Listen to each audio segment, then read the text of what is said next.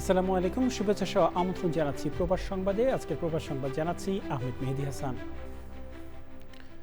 শুরুতেই জানিয়ে দিচ্ছি ফ্রেমওয়ার্ক ফাইন্যান্স লিমিটেড প্রবাস সংবাদ শিরোনাম।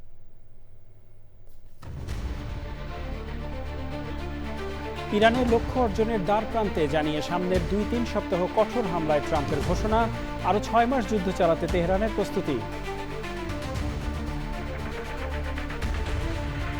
যুক্তরাষ্ট্রে জন্মসূত্রে মার্কিন নাগরিকত্ব বাতিলের ট্রাম্পের আদেশ আদালতের রায়ের অপেক্ষায়। আইনি লড়াইয়ের মুখে শতাব্দীরও বেশি সময়ে প্রতিষ্ঠিত ঐতিহাসিক অধিকার। এবং 18 এপ্রিল বাংলাদেশি হজ যাত্রীদের প্রথম ফ্লাইট, সুষ্ঠুভাবে হজ পালনে বাংলাদেশ ও সৌদি সরকারের ধর্মমন্ত্রীদের দ্বিপাক্ষিক বৈঠক।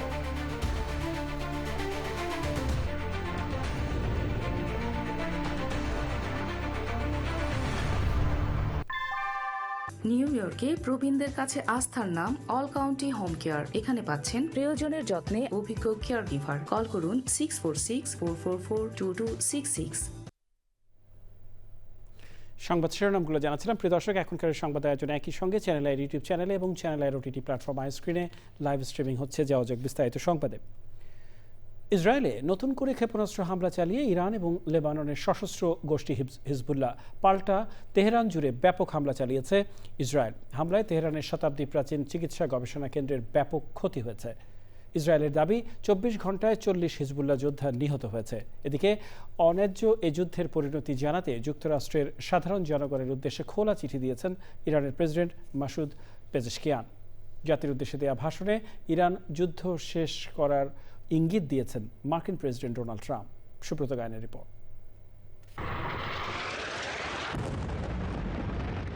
ইসরায়েল যুক্তরাষ্ট্রের যৌথ হামলায় ইরানের রাজধানী তেহরানের শতাব্দী প্রাচীন চিকিৎসা গবেষণা কেন্দ্র পাস্তর ইনস্টিটিউট অফ ইরানের ব্যাপক ক্ষতি হয়েছে। তেহরান থেকে কারাত যাওয়ার মহাসড়কের একটি গুরুত্বপূর্ণ সেতুতে হামলা হয়েছে। ইরানের নিউজ এজেন্সি জানিয়েছে, মধ্যপ্রাচ্যের সর্বোচ্চ এই ব্রিজে হামলায় বেশ কয়েকজন হতাহত হয়েছেন। এছাড়া দেশটির বৃহৎ অ্যালুমিনিয়াম স্থাপনায় হামলা হয়েছে।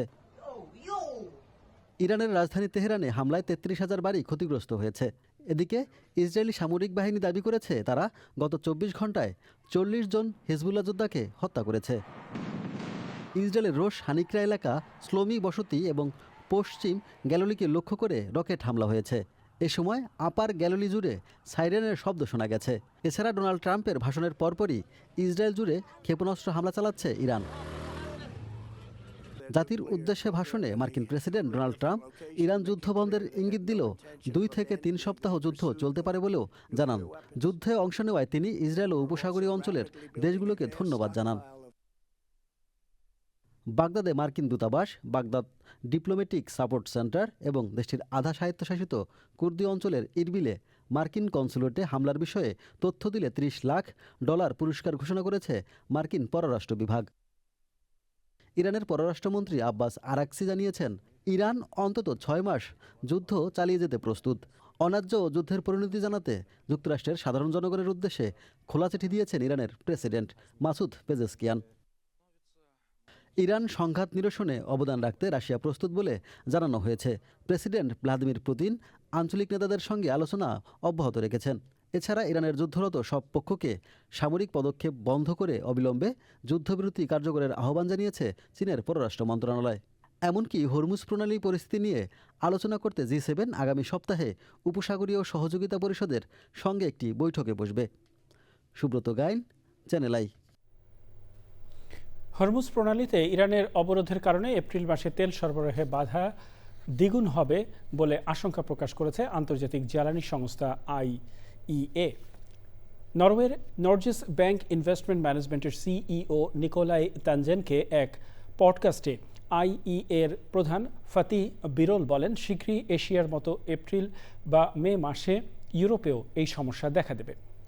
মধ্যপ্রাচ্যে যুদ্ধের কারণে প্রতিদিন 1,20 লাখ ব্যারেল তেল সরবরাহ কমে গেছে। মধ্যপ্রাচ্যে প্রায় 40টি গুরুত্বপূর্ণ তেলকূপ ও শোধনাগার ক্ষতিগ্রস্ত হয়েছে। 28শে ফেব্রুয়ারি যুক্তরাষ্ট্র ও ইসরায়েলের হামলার পর 2রা মার্চ থেকে ইরান কার্যত হরমুজ প্রণালী বন্ধ করে দিয়েছে, যা বিশ্বের মোট তেলের 5 ভাগের 1 ভাগের পরিবহন পথ। মধ্যপ্রাচ্যের চলমান উত্তেজনায় এবার নতুন মাত্রা। প্রথমবারের মতো কোনো মার্কিন প্রযুক্তি প্রতিষ্ঠানের ডেটা সেন্টারে সরাসরি সামরিক হামলার অভিযোগ উঠেছে ইরানের বিরুদ্ধে। বাহরাইন ও সংযুক্ত আরব আমিরাতে অবস্থিত অ্যামাজন ওয়েব সার্ভিসেস AWS এর স্থাপনাগুলোতে ড্রোন ও ক্ষেপণাস্ত্রের হামলার খবর পাওয়া গেছে। বিস্তারিত জানাচ্ছেন ইবনে সাঈদ অঙ্কুর। মধ্যপ্রাচ্যের সংঘাতে নতুন করে উদ্বেগ ছড়িয়েছে প্রযুক্তি খাতে। অ্যামাজন ওয়েব সিরিজের ডেটা সেন্টার লক্ষ্য করে হামলার অভিযোগ উঠেছে ইরানের বিরুদ্ধে। মার্চের শুরুতে বেহরাইনে অবস্থিত একটি AWS স্থাপনার কাছে আঘাত হানে একটি ড্রোন। এতে ভবনের আশপাশ ও গুরুত্বপূর্ণ অবকাঠামোর ব্যাপক ক্ষয়ক্ষতির খবর পাওয়া গেছে। একই সময়ে ইউনাইটেড আরব আমিরাতের দুটি ডেটা সেন্টারেও হামলার ঘটনা ঘটে। অ্যামাজন জানিয়েছে হামলার ফলে বিদ্যুৎ ব্যবস্থা বিপর্যস্ত হয় এবং আগুন নিয়ন্ত্রণে পানি ব্যবহারের সময় সার্ভার ক্ষতিগ্রস্ত হয়।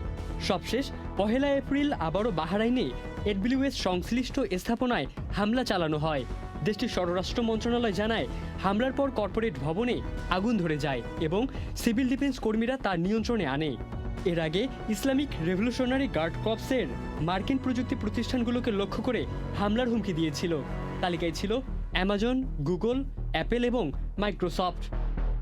নিরাপত্তা বিশ্লেষকরা বলছেন, এই হামলা মধ্যপ্রাচ্যের সংঘাতকে নতুন ও বিপজ্জনক দিকে ঠেলে দিতে পারে। বিশেষ করে প্রযুক্তি অবকাঠামো সরাসরি টার্গেট হওয়ায় বিশ্বব্যাপী সাইবার ও ডেটা নিরাপত্তার জন্য বড় হুমকি। পরিস্থিতি বিবেচনায় জরুরি সতর্কতা জারি করেছে AWS। গ্রাহকদের দ্রুত ডেটা ব্যাকআপ রাখা এবং নিরাপদ অঞ্চলে সার্ভার ও ট্রাফিক সরিয়ে নেওয়ার পরামর্শ দেওয়া হয়েছে। বিশেষজ্ঞদের মতে, প্রযুক্তি অবকাঠামোতে সরাসরি সামরিক হামলা এই ঘটনা ভবিষ্যতে বৈশ্বিক নিরাপত্তা ব্যবস্থাকে আরও ঝুঁকির মুখে ফেলতে পারে। ইবনে সাঈদ অঙ্কুর, চ্যানেল আই। সোমালিয়ায় ঘনিয়ে আসছে ভয়াবহ এক মানবিক বিপর্যয়। টানা 4 মৌসুমের খরা আর মধ্যপ্রাচ্যের চলমান যুদ্ধের প্রভাবে দেশটিতে কয়েক মিলিয়ন মানুষের বর্তমানে দুর্ভিক্ষের সম্মুখীন। ইউনিসেফ বলছে 2026 সালের মধ্যে প্রায় 18.5 লাখ শিশু চরম অপুষ্টির শিকার হতে পারে। বিস্তারিত তাফহিমুল ইসলামের রিপোর্ট। দক্ষিণ সোমালিয়ার ডোলো শহরে নাদান শিবির। এখানে আশ্রিত 4,500 পরিবারের দিন কাটছে চরম অনিশ্চয়তায়। 4 মৌসুমের খরা কেড়ে নিয়েছে সব ফসল ও গবাদি পশু। কোনো মতে প্রাণটুকু হাতে নিয়েও মিলছে না স্বস্তি। শিবিরের শিশুদের কান্নার শব্দ এখন এখানে আশার প্রতীক। কারণ যারা সবচেয়ে বেশি অপুষ্টিতে ভুগছে তারা এতটাই দুর্বল যে এখন আর কাঁদতেও পারছেন না। সম্প্রতি ডোলো সফরকালে ইউনিসেফের নির্বাহী পরিচালক জানান, 3000 কিলোমিটারের দূরে মধ্যপ্রাচ্যের চলমান যুদ্ধ এই সংকটকে আরও ঘনীভূত করেছে। সরবরাহ ব্যবস্থা ব্যাহত হওয়ায় পরিবহন খরচ বেড়েছে 60% পর্যন্ত। সহায়তা সংস্থাগুলো বলছে, মার্কিন অর্থায়ন হ্রাসের কারণে গত 1 বছরে সোমালিয়ায় 400টির বেশি স্বাস্থ্যকেন্দ্র বন্ধ হয়ে গেছে। এদিকে আল কায়দা সংশ্লিষ্ট জঙ্গি গোষ্ঠী আল শাবাবের বিরুদ্ধে দীর্ঘ লড়াই ও অন্যদিকে জলবায়ু পরিবর্তনের ভয়াবহ রূপ, সব মিলিয়ে সোমালিয়ায় 2 কোটি মানুষের মধ্যে প্রায় 65 লাখই এখন খাদ্য সংকটে। তাফহিমুল ইসলাম, চ্যানেল আই।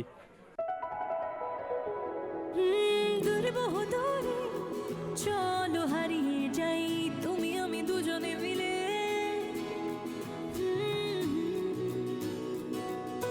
মিষ্টি মিষ্টি আদরে ভালোবাসার চাদরে হারিয়ে যাই দূরে বহু দূরে। লালা এভাবেই হারিয়ে গিয়ে ফিরে আসার গল্পগুলো বুনি শাহজালাল ফুড প্রোডাক্টসের বিস্কুট এবং ড্রাই ফ্রুটের সাথে। শাহজালাল, ঐতিহ্যের অনন্য স্বাদ, বিশ্বময়। এ পর্যায়ে যুক্তরাষ্ট্রের সংবাদ।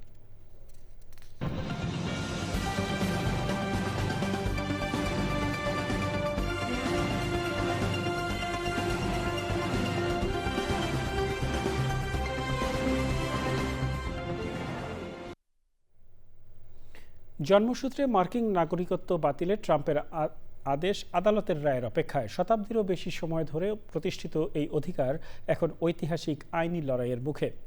ট্রাম্পের আদেশ বাতিল হবে নাকি বহাল থাকবে, অথবা আদালতের নতুন কোনো আদেশ বদলে দিতে পারে আমেরিকার নাগরিকত্বের দীর্ঘদিনের কাঠামো। কি হতে পারে আদালতে? রুকসানা তারিন তা খোঁজার চেষ্টা করেছেন। যুক্তরাষ্ট্রের জন্মসূত্রের নাগরিকত্ব ১ শতাব্দীরও বেশি সময় ধরে প্রতিষ্ঠিত একটি অধিকার। ২০২৫ সালের ২০ জানুয়ারি ক্ষমতায় ফিরে ট্রাম্প যুক্তরাষ্ট্রের জন্ম নেওয়া সব শিশুর স্বয়ংক্রিয় নাগরিকত্বের প্রচলিত ব্যবস্থাকে সীমিত করেন। তখন থেকেই বিতর্কের কেন্দ্রে রয়েছেন মার্কিন প্রেসিডেন্ট ডোনাল্ড ট্রাম্প। ট্রাম্পের আদেশের ফলে মার্কিন যুক্তরাষ্ট্রের শত বছরের পুরনো এই নাগরিকত্ব আইন আইনি লড়াইয়ের মুখে। ১ এপ্রিল থেকে গুরুত্বপূর্ণ মামলার শুনানি শুরু হয়েছে সুপ্রিম কোর্ট অব ইউনাইটেড স্টেটসে। তবে এই আদেশ সরাসরি চ্যালেঞ্জ করেছে সংবিধানের 14th অ্যামেন্ডমেন্টকে। ১৮৬৮ সালে গৃহযুদ্ধের পর করা সংশোধনীতে বলা হয়েছে, যুক্তরাষ্ট্রে জন্মগ্রহণকারী এবং এখতিয়ারের অধীনে থাকা প্রত্যেক ব্যক্তি দেশটির নাগরিক। The citizenship clause refers not just to national citizenship. অবশ্য ট্রাম্প প্রশাসনের যুক্তি, অবৈধ বা সাময়িকভাবে যুক্তরাষ্ট্রে থাকা ব্যক্তিরা সংবিধানের এখতিয়ারের অধীনে পড়েন না, ফলে তাদের সন্তানদের নাগরিকত্ব পাওয়ার অধিকার নেই। তবে ইতোমধ্যে যেসব নিম্ন আদালত এই বিষয়টিকে পর্যালোচনা করেছে, তারা সবাই এই আদেশকে অসাংবিধানিক বলে স্থগিত করেছে। তাই সুপ্রিম কোর্টে সেই রায়ের ধারাবাহিকতা থাকতে পারে বলে আশা করা হচ্ছে। এই মামলায় বিরোধী পক্ষে রয়েছে আমেরিকান সিভিল লিবার্টিজ ইউনিয়ন।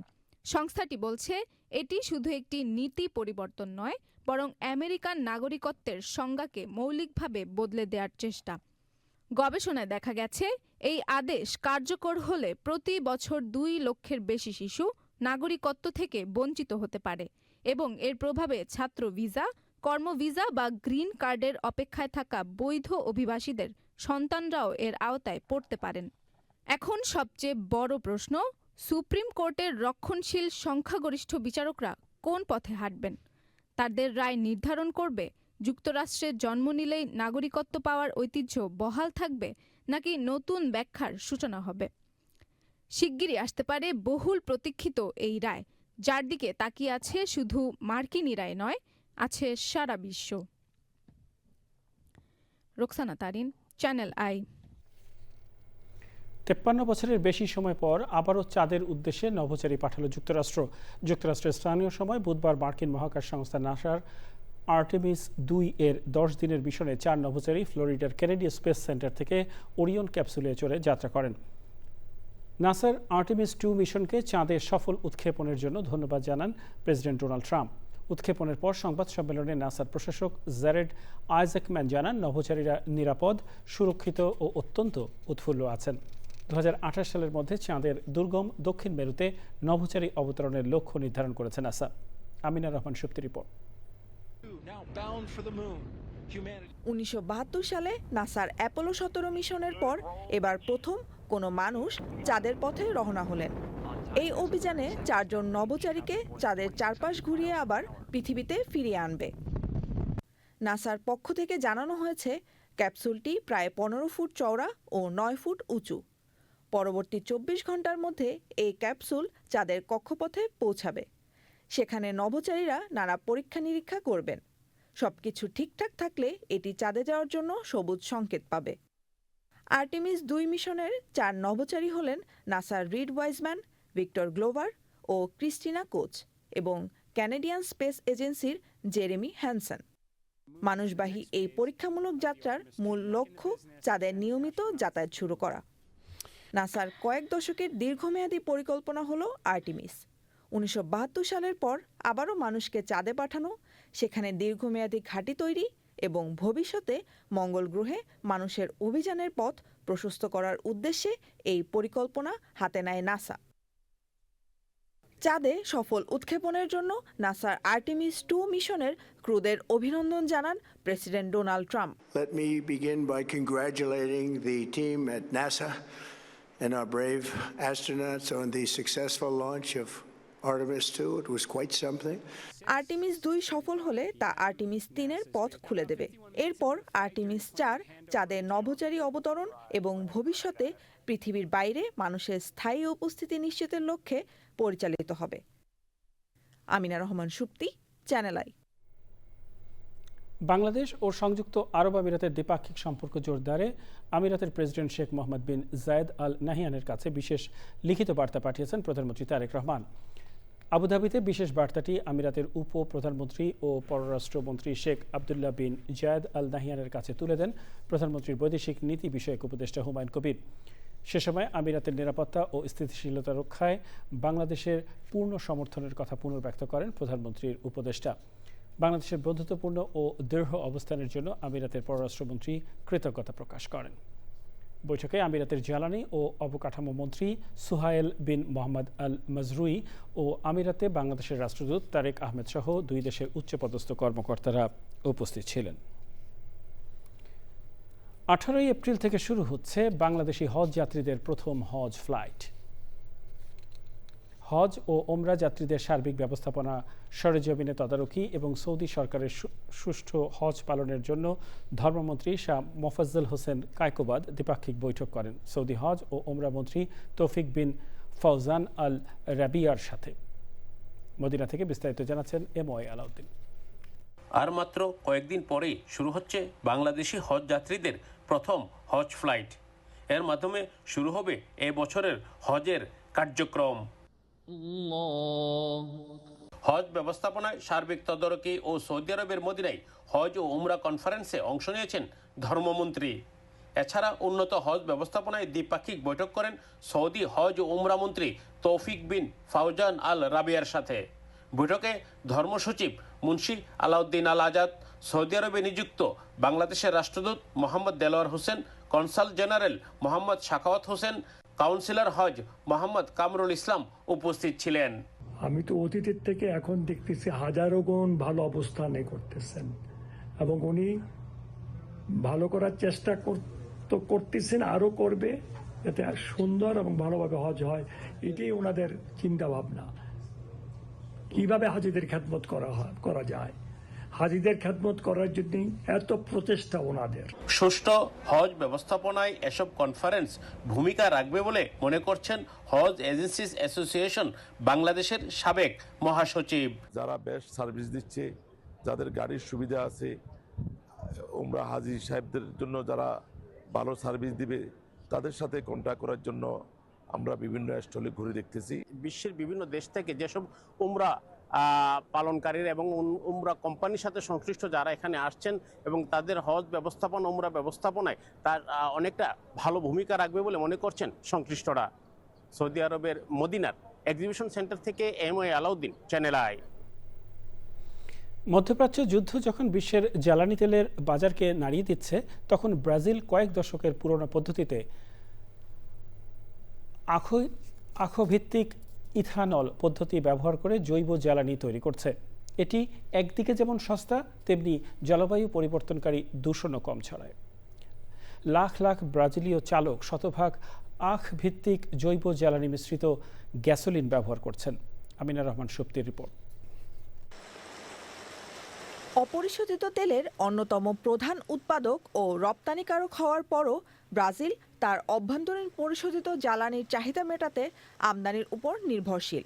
তবে দেশের সামরিক একনায়কতন্ত্রের সময় 1975 সালে চালু হওয়া জৈব জ্বালানি মিশ্রিত গ্যাসোলিন উৎপাদন কর্মসূচিটি গণতান্ত্রিক সময় বিদেশি তেলের উপর নির্ভরতা কমাতে সফলভাবে কাজ করেছে। বিশ্বজুড়ে ভোক্তারা যখন জ্বালানির দাম বেড়ে যাওয়ায় ভোগান্তিতে, তখন মার্চ মাসে ব্রাজিলে পেট্রোলের দাম মাত্র 5% বেড়েছে, যেখানে যুক্তরাষ্ট্রে এই হার 30%। এর ফলে হরমুজ প্রণালী বন্ধ হয়ে যাওয়ায়ও ব্রাজিলের পেট্রোলের বাজারে এখনও বড় ধরনের কোনো পরিবর্তন আসেনি। ব্রাজিলীয় জ্বালানি আমদানিকারক সমিতির মতে, রাষ্ট্রীয় মালিকানাধীন পেট্রোব্রাসের জৈব জ্বালানি মিশ্রিত পরিশোধিত গ্যাসোলিন বর্তমানে আমদানি করা জ্বালানির চেয়ে 46% সস্তা। বিশ্লেষকরা এই স্থিতিশীলতার জন্য দেশের জৈব জ্বালানি শিল্পকে আংশিক কৃতিত্ব দেন। ব্রাজিলের জৈব জ্বালানি অর্থনীতির সাফল্যের মূলে রয়েছে দেশটির শিল্প ও কৃষি কেন্দ্র সাও পাওলো রাজ্য। এখানকার উৎপাদন ব্যবস্থা অত্যাধুনিক ও রপ্তানিমুখী। Amina Rahman Supti, channel I. ভারতে বাংলাদেশের হাইকমিশনার এম রিয়াজ হামিদুল্লাহ ভারতের সেনাবাহিনী প্রধান উপেন্দ্র দ্বিবেদীর সঙ্গে সাক্ষাৎ করেছেন। বৃহস্পতিবার নয়াদিল্লির সাউথ ব্লকে সাক্ষাৎ করেন তিনি। বৈঠকে তারা দ্বিপাক্ষিক প্রতিরক্ষা সহযোগিতা জোরদারের বিষয়ে আলোচনা করেন, যার মধ্যে যৌথ প্রশিক্ষণ উদ্যোগ অন্তর্ভুক্ত ছিল। এছাড়া আঞ্চলিক শান্তি ও নিরাপত্তা বৃদ্ধির লক্ষ্যে আরও গভীর সহযোগিতার সুযোগ নিয়ে আলোচনা করেন তারা।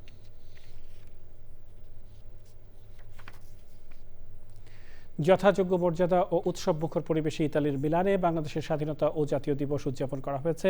মিলানে বাংলাদেশের কনসুলেট জেনারেলের উদ্যোগে দিনব্যাপী নানা কর্মসূচির আয়োজন করা হয়। কনসাল জেনারেল মোহাম্মদ রফিকুল আলম বলেন, প্রবাসে বেড়ে ওঠা নতুন প্রজন্মকে স্বাধীনতা যুদ্ধের সঠিক ইতিহাস জানানো জরুরি। তিনি স্বাধীনতা অর্জনে পেছনের ত্যাগ এবং সংগ্রামের কথা স্মরণ রাখার আহ্বান জানান। পরে সংবর্ধনায় কূটনৈতিক কোরের সদস্য, ইতালির লম্বার্দিয়া অঞ্চলের স্থানীয় সরকারের প্রতিনিধিরা, বিভিন্ন প্রতিষ্ঠানের ব্যক্তিত্ব, ব্যবসায়ী, গণমাধ্যম কর্মী ও বাংলাদেশি কমিউনিটি নেতারা অংশ নেন। অনুষ্ঠানে বিশেষ অতিথি ছিলেন মিলানের deputy mayor Francesco Vassallo. Bangladesh community press club মালয়েশিয়ার উদ্যোগে মহান স্বাধীনতা ও জাতীয় দিবস উপলক্ষে দোয়া ও আলোচনা সভা হয়েছে। সংগঠনের সভাপতি আমিরুল ইসলাম রতনের সভাপতিত্বে ও সাধারণ সম্পাদক জহিরুল ইসলামের হিরণের সঞ্চালনায় দোয়া ও আলোচনা সভায় অতিথি ছিলেন ব্যবসায়ী এবং রাজনীতিবিদ কাজী সালাউদ্দিন জসিমউদ্দিন।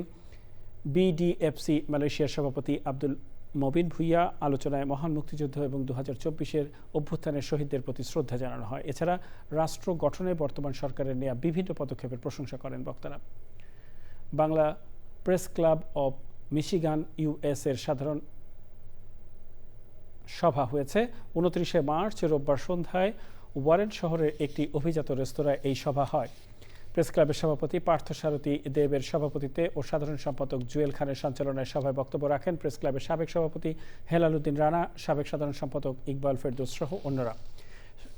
সভায় প্রেস ক্লাবের কার্যক্রম আরও গতিশীল করতে সকলের সহযোগিতা চান কমিটির নেতারা।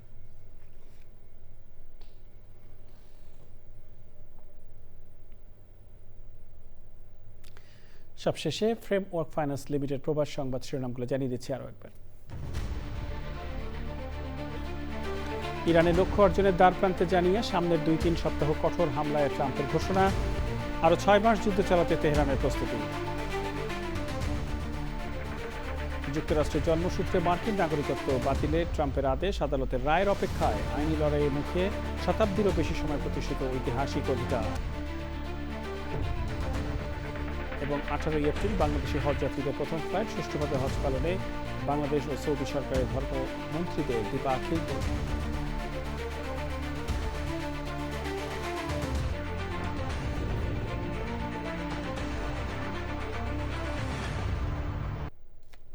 প্রিয় দর্শক, চ্যানেলে সর্বশেষ সংবাদ জানতে ভিজিট করুন channelionline.com-এ যুক্ত থাকুন আমাদের সোশ্যাল মিডিয়া প্ল্যাটফর্মগুলোর সাথে। আর এর সাথে শেষ করছি আজকের প্রবাস সংবাদ। ধন্যবাদ সবাইকে এতক্ষণ আমাদের সাথে থাকার জন্য।